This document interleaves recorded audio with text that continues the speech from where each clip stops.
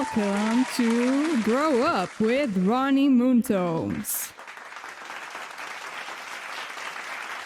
Thank you, disembodied voice. That wasn't me. For sure. Good evening, everyone. Welcome, gentlefolk. I hope you all enjoy tonight's show.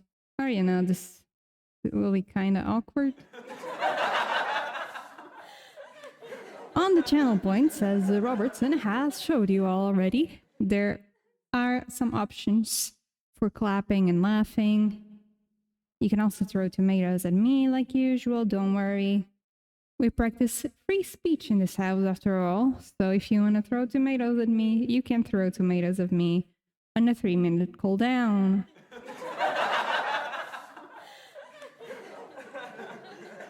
I hope you enjoy tonight's show. Don't forget to turn off your phones and all of that. Not because of the show, but more like because they're tools of mass surveillance. And I'd like to keep my jokes away from your assigned FBI agents. Not as fun if they start sounding like me and, it will be a little awkward. I'm going to be very real right now. The FBI agents are not the worst part of it. I just need to find an actual job soon and not pretend that I am a raccoon with bad eyesight. I have to pretend that I am an actual human being. I will still have bad eyesight though. Nothing much I can do about that. I can't afford LASIK. And to be honest, LASIK kind of scares me. Heard lots of horror stories about it. So I shall continue being a raccoon with bad eyesight, if you guys don't mind. If by some serendipitous reason this is your first time perceiving all of this, my name is Ronnie Moontones. I am not actually I'm not actually your enemy. It's fine. I'm not actually an anime character. I'm just in my late 20s and I have severe self-esteem issues. Yes, I still live with my parents. Why are you asking? If you laughed at that, Robertson, have you looked at the economy past 2008? Like, get up with the program, damn. You actually have to like someone or you're doomed into being roommates with someone forever. But Robertson isn't the only person here who was not aware of the 2008 crisis. My first roommate was actually also not aware of the 2008 market crash. My first roommate was actually my landlady. Yeah, even in my university experience, I wasn't like anyone else. Most people who turn 18 just go to uni, student dormitories, student apartments. Not me, though. Not me at all. I'm not like the other girls. As it turns out, I'm not even a girl at all. I know. It was also baffling to myself. I took 25 years to figure that one out. But hey, I did it. And before you ask, no, I'm not a boy either. Calm down, Professor Oak. Not 1996 anymore. All right? I know that right now to you, I'm just a bunch of pixels, but I am not ruled by the binary. Mostly because I struggle a lot with numbers. You know who didn't struggle with numbers, though? My landlady. She had actually been a math major at university. She was actually a very nice person.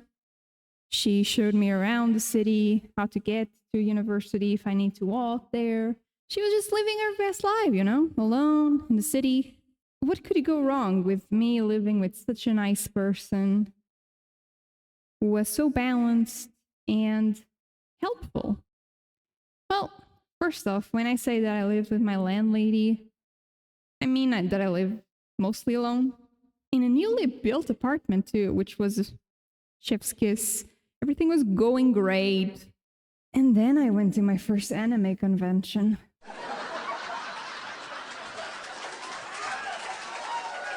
It smelled awful, and I was very, very happy that I was 18 that day.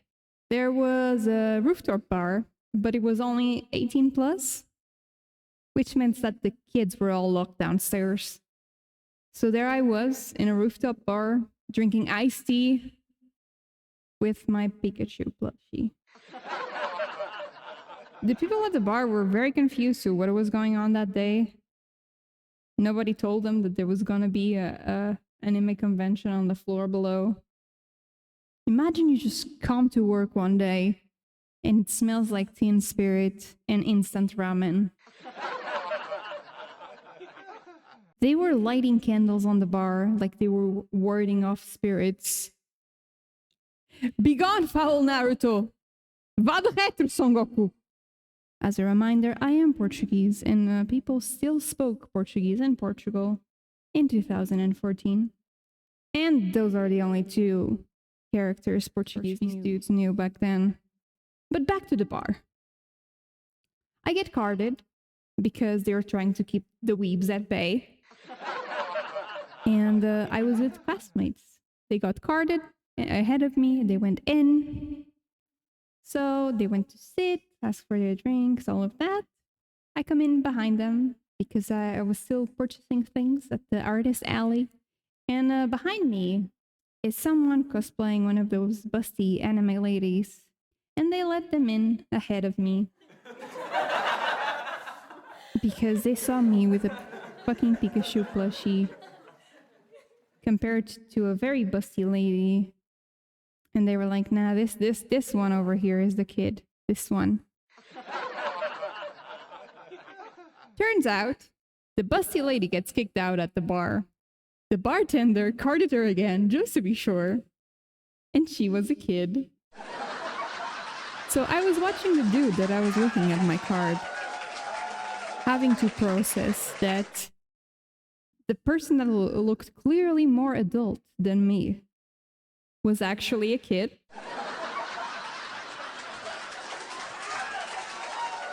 And I could go in. I could go in. So I went in and I asked for a nice tea. And I sat at the table with my Pikachu plushie and my classmate.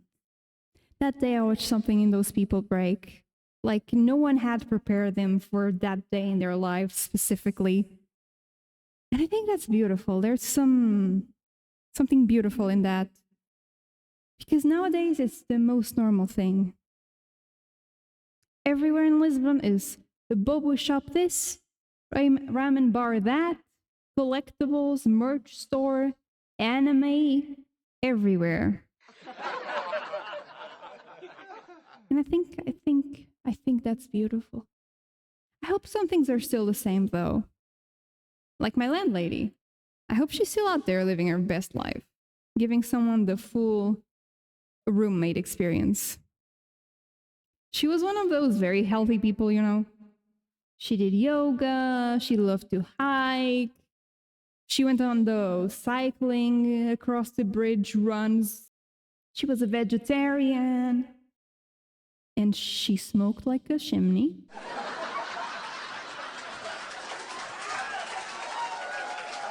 So one day, we're both in the kitchen. I'm preparing my dinner, chocolate cereal. And she hands me a raw, peeled, sweet potato.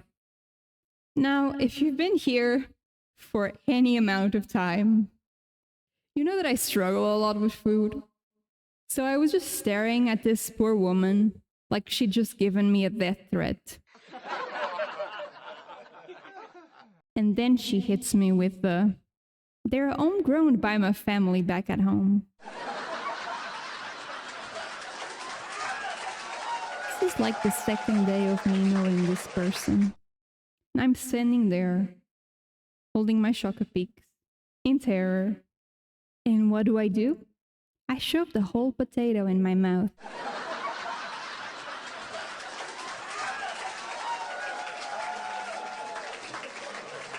I shoved the whole potato in my mouth at once. I said thank you. You know, I am a very polite person after all. And I ran to my room with my bowl. Now, this is a very common occurrence in my life. I know it's very funny, but it is a rather common occurrence in my life. Food is such a big part of socialization and, just being alive. I'm not very good at being a human. I fail at a lot of the basic stuff.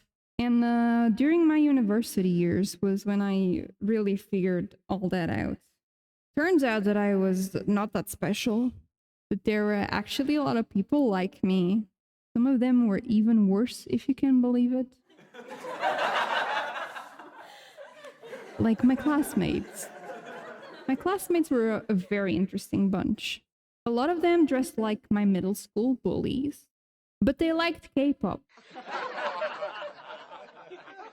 So there I was in class with a bunch of people that looked like my bullies, but they were nice to me. Wild. Wild, I tell you.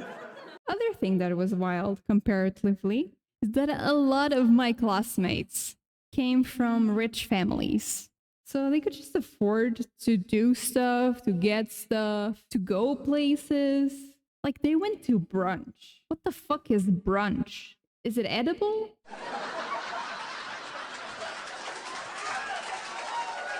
Like, I had to order my Japanese textbook on eBay, and because my lovely teacher wanted a very specific version of the textbook, I had to go on eBay and find a seller that accepted PayPal that was not charging an arm and a leg for a Japanese textbook.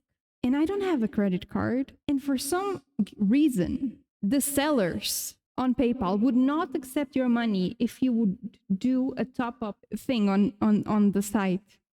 Like, the money was there. I'm not gonna go commit crimes. I'm learning Japanese. Do I look like I'm capable of doing anything else other than being a nerd?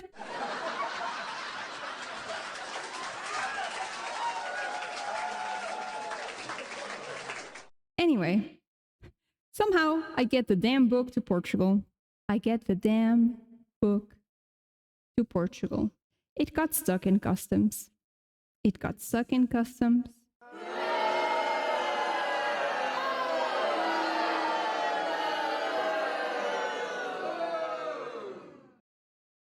I know, I feel that. No, I literally felt that because you were throwing things at me.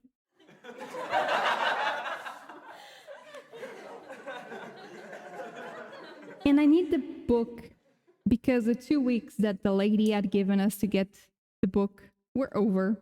And I called my mom crying, as I do with anything in my life.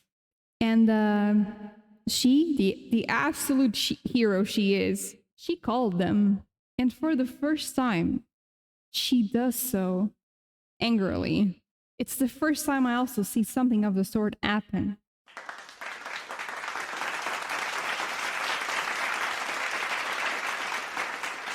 She went full mama bear mode on their face.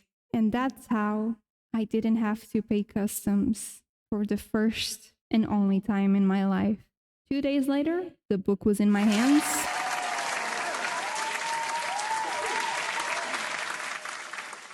Two days later, the book was in my hands.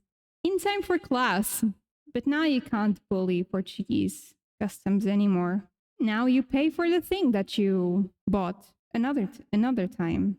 That thing that you bought that was 30 euros, now it's 60. Doesn't matter if you didn't pay for it either.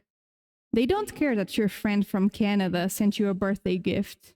What about the economy? Speaking of the economy, my landlady had 2 houses in the city. I learned that because a few months or so after I moved in, an aunt came to visit her. She was a typical Portuguese coded grandma person, which meant that she told everyone her family's whole life.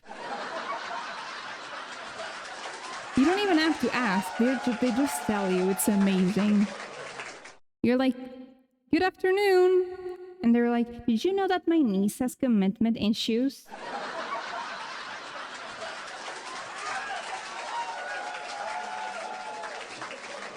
No, I didn't know, but thank you.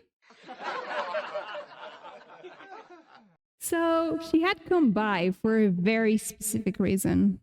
In the months that I lived there so far, I had never seen my landlady's bedroom. The apartment looked perfectly normal on the common areas.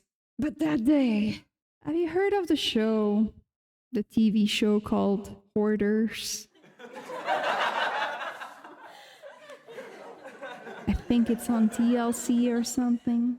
So the reason that our aunt came by was to clean her room and the other house. Like they were filming Hoarders on the room next to mine, and I was none the wiser. I don't know how many seasons they filmed while I wasn't aware.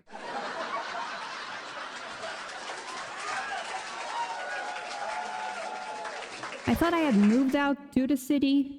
Turns out, I was still living with my dad after all. I didn't even know that my dad did yoga. Turns out, the reason she had gotten this apartment was because the other one was full. Which I understand. I live in a 3-story house, and 2 of those 3 floors are full of trash. Sorry, I meant to say it's full of useful stuff we might use later.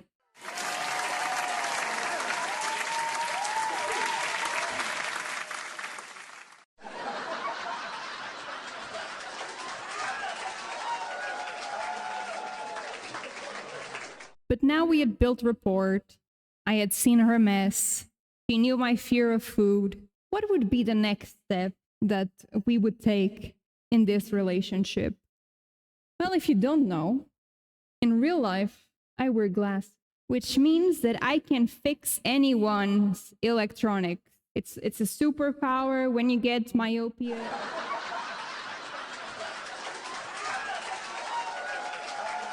You get a way of talking with the lights, I guess.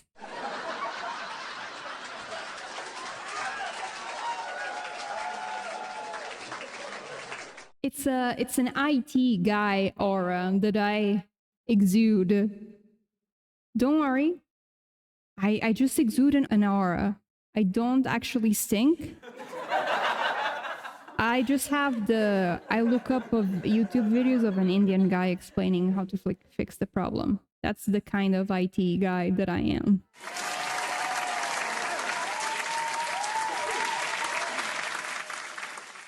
So there I was, sitting on what I presumed to be a chair, and I was gonna fix her laptop. The laptop in question, though, was not a laptop anymore. It was the bottom of a laptop connected to a 10-inch monitor. I had to get glasses for my glasses. It was still running Windows XP, and somehow I made that thing run marginally better.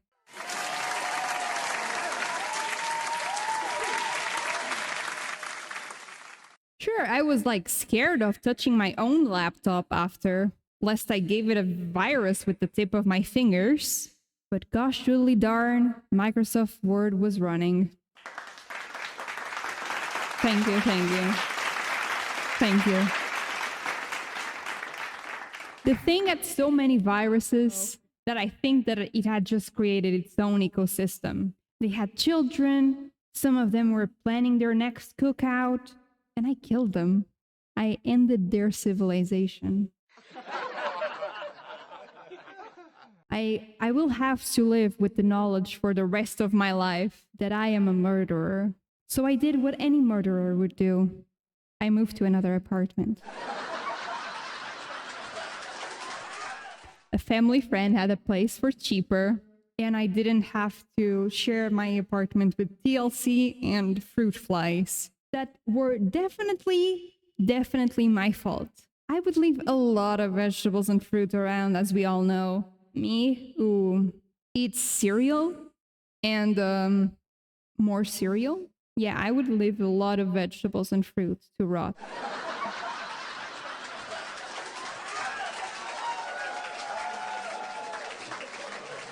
I was finally living alone. It was the biggest flex in my life. Everyone going through it with their roommates, and I was living the late 30s life. Because it was 2014. No one get an apartment in Lisbon already.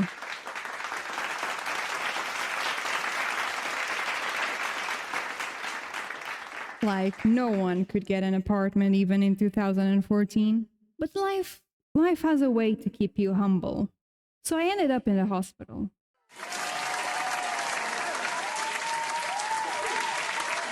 One day, I couldn't deal with my headaches and backaches anymore, and I went to my university's ER. They couldn't find anything wrong with me. Write that down for later. So they told me to put my pants down, shot something up my arse, and after being in there for 8 hours, they set me up with some following consultations.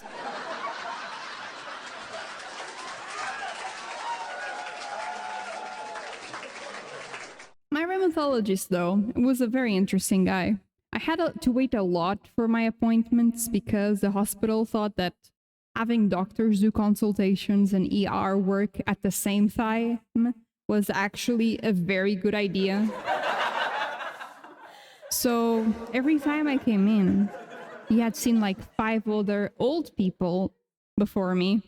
So from the get-go, he looked at me with the "it's all in your head" eyes and called it a day, which is a great thing to think of someone when you later on put them on opioids.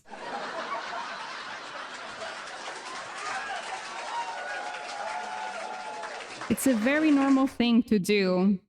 Like, if your patient is not showing signs of illness, what do? You give them hard drugs. So, while my doctor was busy making me do the same tests over and over again, dismissing previous diagnoses, the some that I have had since childbirth,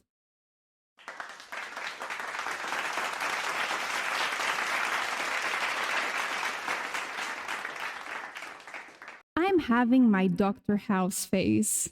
I'm limping around with a cane. I'm surrounded by gay people in the closet. I'm more of a douchebag than usual, and I have opioids.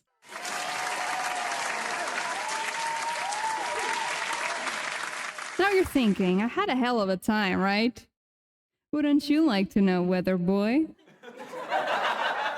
No, but for real, I had an awful time, don't worry. I was puking all over the place.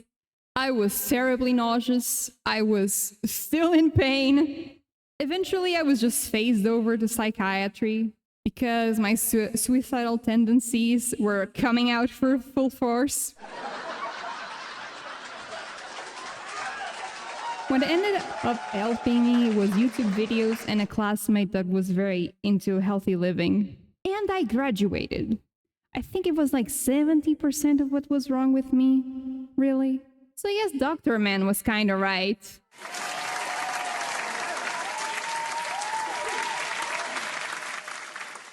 In psychiatry, in the meantime, I got diagnosed with generalized anxiety disorder and social phobia. Like, thanks? I guess all those Tumblr quizzes from 2011 were right.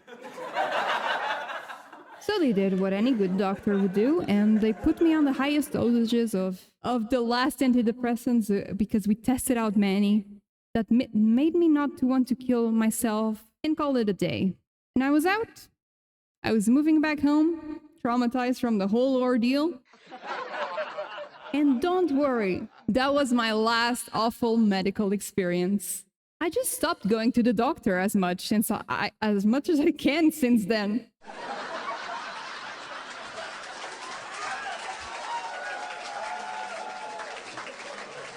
Since then, I've been doing great. I got my driver's license. I got a job. There's been a global pandemic. And I quit the job because the people in my hometown bullied me almost to death again. And I got my autism diagnosis. See, there are some doctors that are still good and care about their patients. They care so much about their patients. They finally get them a diagnosis that applies to them.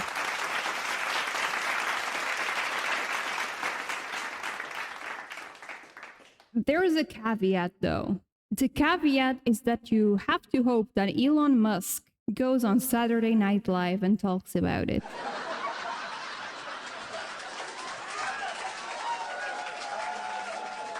No, but really, I'm glad that my last psychiatrist didn't give up. I guess I was paying him, so he wouldn't have given up as long as there was money. But honestly, he could have just checked the DSM-5 at one point.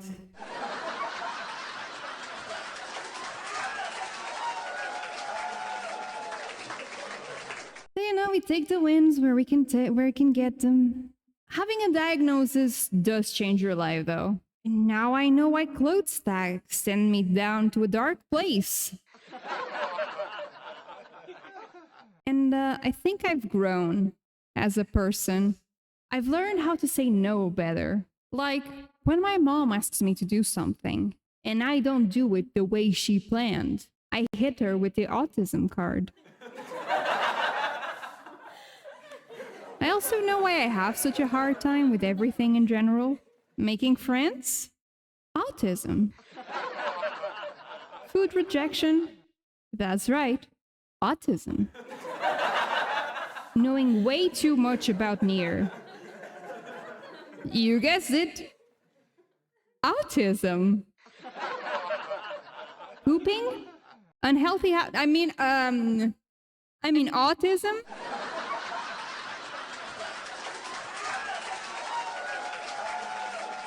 So, what have we all learned from all of this? Did I grow up? Did I become a better person from all these life experiences?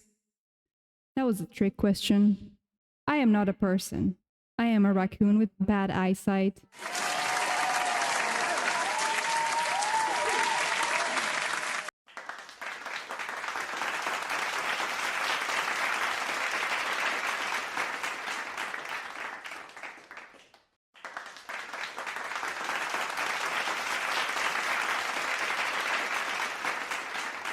That's all for tonight. Thank you so much, everyone. Thank you for being here. Thank you for your time and your generosity. You truly do make my life better. I hope you all have a wonderful night.